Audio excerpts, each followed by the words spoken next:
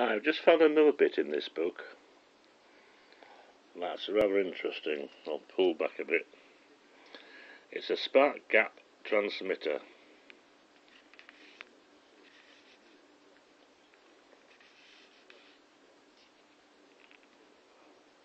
I'll go a bit closer so you can understand what it's saying. It's not the best of things here. It's a very simple thing.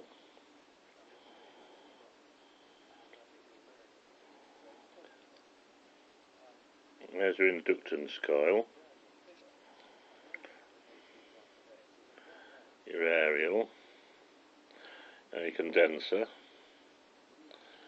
your secondary winding and your primary winding, and that's your telegraph key,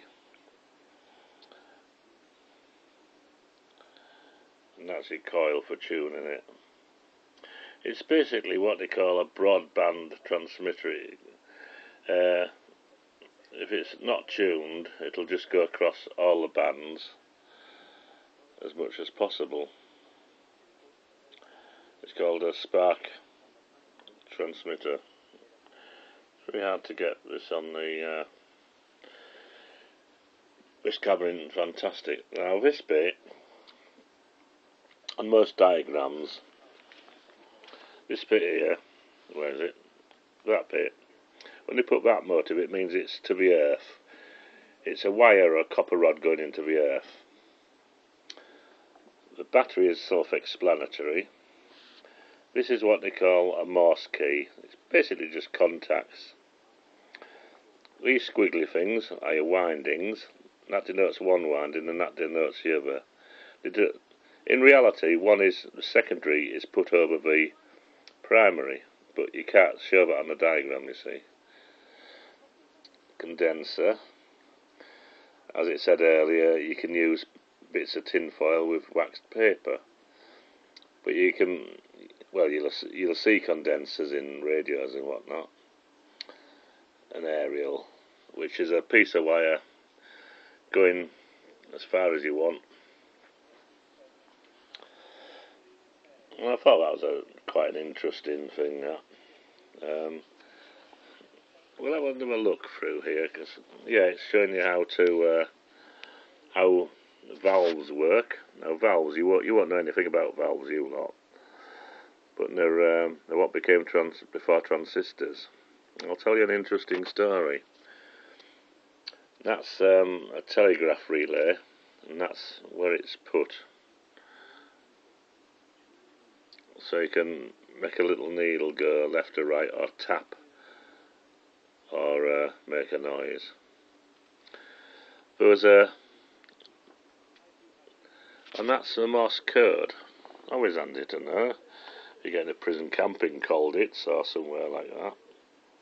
I'll try to pull out so you can home in on that, maybe. The Morse code. Now,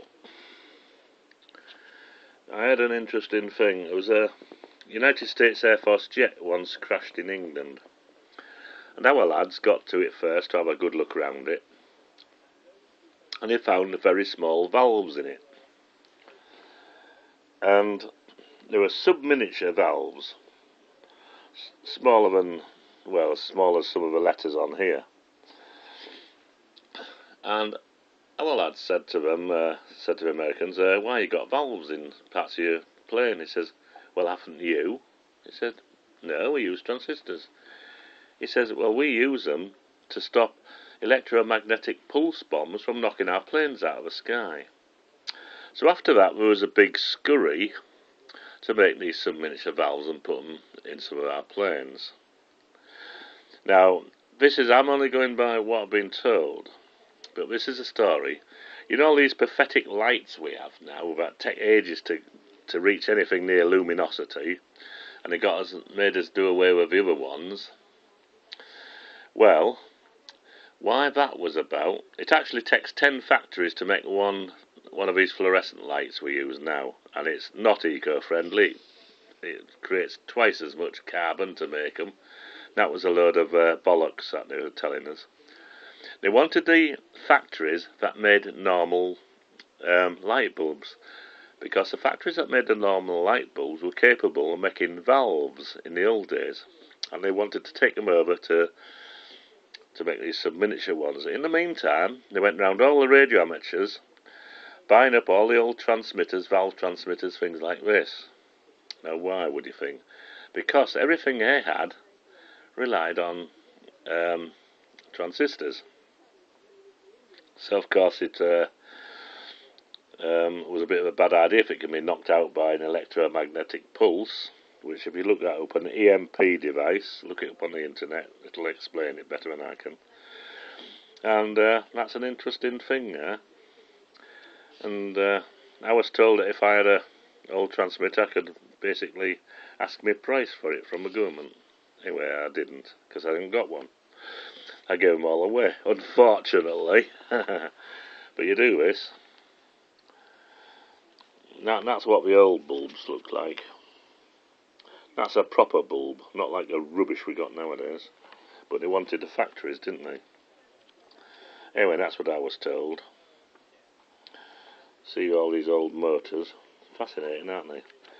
If you find these old books, but that's the one I'm interested in, because it actually shows the layout a lot better than some things, and you can explain on a...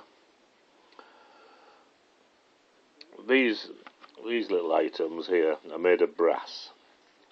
Only can be made of metal, but brass looks better. This little spring, it has to be very thin. Now, you make those by getting a set of feeler gauges from the motorist shop, and you cut them down about, what would you use? About 15,000th of an inch, or something similar. And that's where you get a very thin steel. To make those, you use feeler gauges, because I once made one of these years ago, and I couldn't get the stuff at all. And somebody said, use a feeler gauge. And I did, and it was perfect. And what it does is that jumps between those two things. It's attracted to there, then the current breaks, and it goes back.